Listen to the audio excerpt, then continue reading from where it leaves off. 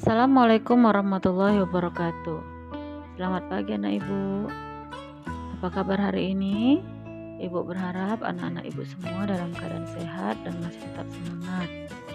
Nah anak ibu, pagi hari ini kita akan belajar pelajaran IPA mengenai sistem gerak manusia. Sebelumnya ibu sudah menjelaskan bagaimana konsep gerak pada benda. Dan hari ini kita akan lanjut materi kita, yaitu mengenai sistem gerak manusia. Anak-anak ibu, tujuan kita mempelajari sistem gerak manusia yaitu agar kamu memahami organ-organ apa saja yang berperan dalam sistem gerak manusia dan apa saja fungsi dari masing-masing organ tersebut, sehingga kamu dapat menjaganya dengan baik.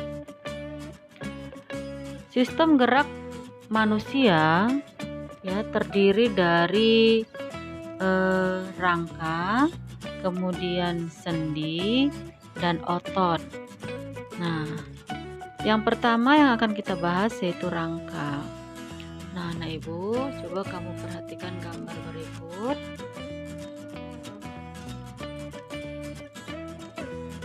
Setelah kamu mencermati gambar sistem rangka manusia, kamu dapat mengetahui bahwa pada tubuh manusia terdapat banyak sekali jenis tulang. Misalnya, pada anggota tubuh bagian tangan terdapat 6 jenis tulang, yaitu tulang lengan atas atau humerus, tulang pengumpil atau radius, tulang hasta atau ulna, tulang pangkal telapak tangan atau karpal, tulang ruas jari atau falang, dan tulang telapak tangan atau metakarpal. Nah, apabila dihitung, jumlah seluruh tulang tubuh manusia dewasa terdiri dari 206 tulang secara umum. Ada 4 fungsi utama tulang bagi tubuh, yaitu yang pertama, memberi bentuk pada tubuh dan menopang tubuh. Yang kedua, melindungi organ dalam, misalnya tulang rusuk melindungi jantung, paru-paru, dan tulang tengkorak melindungi otak. Nah, kemudian yang ketiga, tempat menempelnya otot yang merupakan alat gerak aktif sehingga dapat menggerakkan tulang. Dan yang keempat, pada jenis tulang tertentu misalnya tulang paha atau femur, tulang juga berfungsi sebagai tempat pembentukan sel darah. Jadi sel darah merah dibentuk di bagian sumsum tulang, yaitu jaringan lunak yang terdapat di bagian tengah tulang. Anak-anak ibu, selanjutnya sendi. Nah, sendi juga merupakan bagian dari sistem gerak pada manusia. Nah, mengapa kamu dapat melakukan berbagai gerakan? Padahal kita tahu bahwa tulang pada sistem gerak manusia sangatlah keras dan tidak dapat dibengkokkan. Nah, ternyata semua ini karena ada sendi yang terdapat di antara tulang-tulang manusia. Nah, sendi adalah tempat bertemunya dua tulang atau lebih. Nah, jadi dengan adanya sendi, hubungan antara tulang-tulang tubuh dapat digerakkan. Sendi dibagi menjadi 3 berdasarkan banyak sedikitnya gerakan yang memungkinkan dilakukan. Yang pertama, sinartrosis, yaitu sendi yang tidak dapat digerakkan. Contohnya pada tulang tengkorak. Kemudian sendi dengan gerakan yang terbatas, yaitu disebut amfiartrosis. Ini contohnya sendi antar ruas tulang belakang. Dan yang ketiga ada diartrosis, yaitu sendi yang gerakannya bebas. Nah, contoh dari sendi yang gerakannya bebas ya. Yang pertama ada sendi peluru. Sendi peluru yang menghubungkan antara satu tulang yang mempunyai satu ujung bulat yang masuk ke ujung tulang lain yang berongga seperti mangkok. Nah, sendi ini dapat membentuk gerakan sangat bebas. Contohnya sendi antara tulang lengan dan tulang belikat. Nah, kemudian ada juga antara tulang pinggul dengan tulang paha. Nah, kemudian ada sendi engsel ya. Sendi engsel mempunyai gerakan satu arah. Ada yang ke depan, ada yang ke belakang. Nah, sama dengan engsel pintu. Contohnya sendi pada siku dan lutut. Nah, kemudian ada sendi putar. Sendi putar salah satu tulang berfungsi sebagai poros dan ujung tulang yang lain berbentuk cincin dapat berputar pada poros tersebut. Contohnya, persendian yang terdapat di antara tulang tengkorak dengan tulang leher. Nah, kemudian ada sendi pelana. Ya, yaitu pertemuan antara tulang yang berbentuk seperti pelana. Disebut dengan sendi pelana ya. Nah, kemudian sendi ini dapat menggerakkan tulang kedua arah, yaitu muka belakang dan ke samping. Contohnya sendi pada pangkal ibu jari. Nah, kemudian ada sendi geser ya.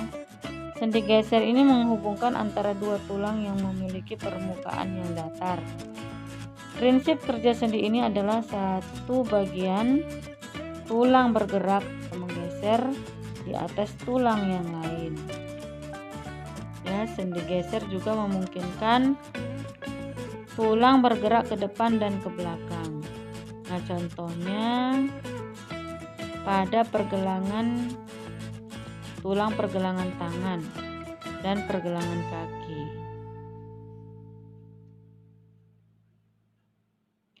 Nah, itu tadi mengenai sendi. Aku harap anak-anak ibu semua sudah paham ya. Organ penyusun sistem gerak pada manusia yang ketiga yaitu otot. Tanpa otot, tulang dan sendi yang terdapat di tubuh kita tidak memiliki kekuatan untuk bergerak. Hal ini dikarenakan otot merupakan penggerak bagian-bagian tubuh. Jadi sehingga otot disebut juga sebagai alat gerak aktif. Nah, jadi hampir 35 hingga 40% massa tubuh kita adalah jaringan otot. Nah, setiap saat selalu ada gerakan yang terjadi di tubuh kita. Nah, gerakan tersebut terjadi karena adanya kerja dari otot. Nah, otot juga merupakan jaringan yang dapat berkontraksi menjadi lebih pendek, dan proses kontraksi ini mengakibatkan bagian-bagian tubuh kita bergerak. Nah, dan pada saat ini ya, pada saat melakukan kontraksi, kita memerlukan energi. Nah, anak ibu, dapat kita ketahui ya, bahwa diameter otot lengan dapat membesar dan mengecil ketika meluruskan atau membengkokkan tangan. Nah, diameter lengan kamu membesar karena otot lengan dalam keadaan kontraksi. Dan pada saat melakukan kontraksi, otot akan memadat dan memendek. Sehingga pada saat diukur, diameter otot akan membesar. Sebaliknya, pada saat otot dalam keadaan relaksasi, otot akan memanjang. Sehingga pada saat diukur, diameter otot akan mengecil. Nah, anak ibu, terdapat otot yang bekerja di bawah kesadaran, yaitu otot yang kerjanya dapat kamu kendalikan. Jadi prinsip kerja otot ini dapat dikendalikan, artinya kamu dapat mengendalikan apakah harus menggerakkan atau tidak menggerakkan otot-otot tersebut. Contoh, pada saat kamu makan, menulis, berlari, ya, serta aktivitas-aktivitas lainnya yang kamu lakukan secara sadar, ya. Kemudian, selain otot yang bekerja di bawah kesadaran, ada juga otot yang bekerja di luar kesadaran. Otot yang bekerja di luar kesadaran adalah otot yang tidak dapat kamu kendalikan secara sadar. Anak-anak ibu, otot dibagi menjadi 3 jenis. Yang pertama ada otot rangka, yaitu otot yang paling banyak terdapat di dalam tubuh manusia. Nah, otot rangka terlihat bergaris-garis melintang apabila dilihat di bawah mikroskop. Kemudian otot itu disebut juga dengan otot lurik. Nah, lalu otot rangka ini melekat pada tulang dengan perantaraan tendon atau pita tebal, berserabut, dan liat yang melekatkan otot pada tulang. Nah, otot rangka ini tergolong otot sadar karena kamu dapat mengontrol penggunaan otot ini. Nah, contohnya kamu dapat menentukan kapan kamu akan berjalan dengan cepat atau kapan berjalan dengan lambat. Nah, otot rangka cenderung cepat berkontraksi dan cepat lelah. Nah, yang kedua, otot polos. Otot polos terdapat pada dinding lambung, usus halus, rahim, kantung empedu, dan pembuluh darah. Nah, otot polos ini berkontraksi dan berelaksasi dengan sangat lambat. Dan otot polos ini berbentuk gelendong serta memiliki sebuah inti pada tiap selnya. Nah, jadi berdasarkan cara kerjanya, otot polos tergolong dalam otot tidak sadar. Dan yang ketiga, otot jantung. Otot jantung hanya ditemukan di jantung, ya nak. Otot jantung mempunyai garis-garis seperti otot rangka, namun cara kerja otot jantung mirip seperti otot polos, yaitu otot yang bekerja di bawah tidak sadar. Nah, otot jantung berkontraksi sekitar 70 kali per menit sepanjang hari selama hidupmu. Nah, anak ibu, otot jantung juga berkontraksi pada saat jantung berdenyut. Nah, jadi otot jantung ini tidak dapat dikontrol oleh kemauan sadarmu. Nah, makanya dikatakan bahwa otot jantung ini otot yang bekerja di bawah ketidaksadaran. Anak ibu, selanjutnya adalah gangguan dan kelainan pada sistem gerak dan upaya mencegah serta mengatasinya. Nah, jadi yang pertama itu ada rickettsia, lalu osteoporosis, ya, lalu artritis, fraktura atau patah tulang. Nah, lalu yang terakhir kifosis, lordosis, dan skoliosis, ya. Nah, bagaimana upaya menjaga kesehatan sistem pada gerak manusia, ya, agar tidak terjadi kelainan atau gangguan tadi, ya. Nah, yang pertama, meningkatkan kandungan kalsium dalam asupan makanan, ya. Kemudian kemudian berjemur pada sinar matahari pagi, lalu memperhatikan asupan vitamin D dengan makanan-makanan yang mengandung vitamin D. Nah, kemudian memperhatikan aktivitas fisik yang cukup setiap harinya.